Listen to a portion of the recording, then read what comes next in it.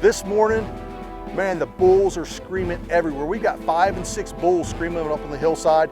We've got a bull that's about 150, 200 yards away. We're making our move, we're making our plan of attack, we're getting closer and closer and closer. My cameraman had been with Jason, and they started to move closer and closer and closer, and I had bulls down to my right. And I had this one opportunity. There was an absolutely huge elk trail cutting right down to the elk. I knew that I could slip down into range, get inside all that bugling, get inside all those elk, and that's what I did. I called my cameraman back down to me. We started moving in, folks, and I bet you we went about maybe 75 yards, and all of a sudden, elk started coming from everywhere. We had a bull down below me to my right, and I'm getting set up with that recurve, and here he comes. He comes straight at me. He kicks his head back, starts bugling, right at 20 yards, facing me, and I almost feel like he's burning a hole through me at 20 yards. I had a shot. I mean, it was a 1/4 shot. I decided not to take it. That right there, folks, man, I didn't know what to do because we had elk coming from everywhere. Folks, I had an elk that ran up to me, and when she finally saw us, she hit the brakes. When she hit the brakes, she blew dust up onto my boots. That right there is up close and in your face hunting right there. That's what bow hunting's about.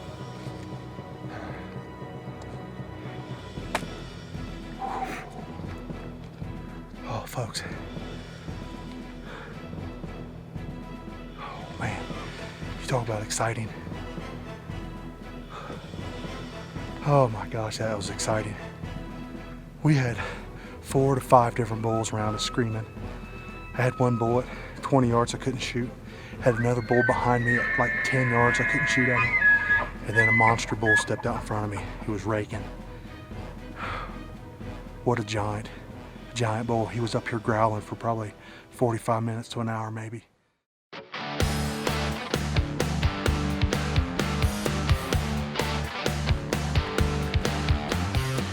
Today we're switching gears a little bit. Joe's got a little bit different strategy. You know, we've got this whole ridge side is just full of elk. What they're doing is in the mornings, we got a valley full of water holes, full of water.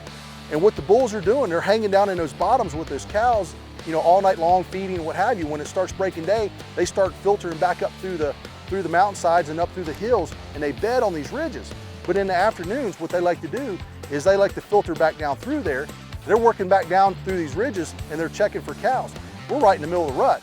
So what Joe's strategy is we get down there early enough, get set up on one of these wallows or one of these water holes, and we could possibly get on a big monster bull early in the day.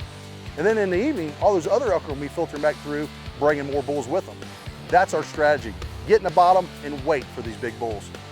We no sooner got down to that bottom, and Joe's like, Heath, there is a monster bull right there. You know, we started stalking, you know, and I glassed him, and this thing is absolutely gigantic. That's a good bull, Joe. He's headed right over to those 2 tanks. You guys go ahead of me. Francis and I'll stay back here and call. See if he can get in on him. But ease up in there because he's got to be right in there.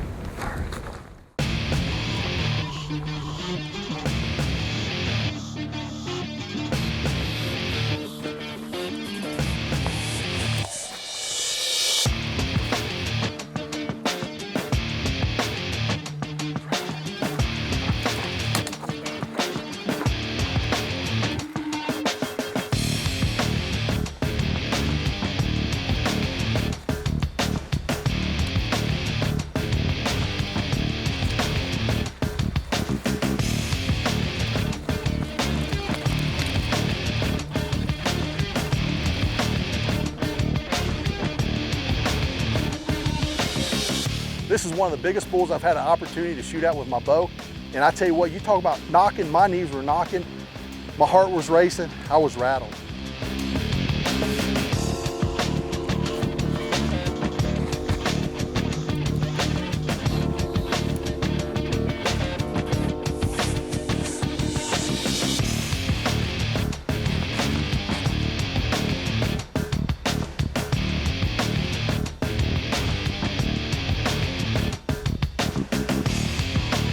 And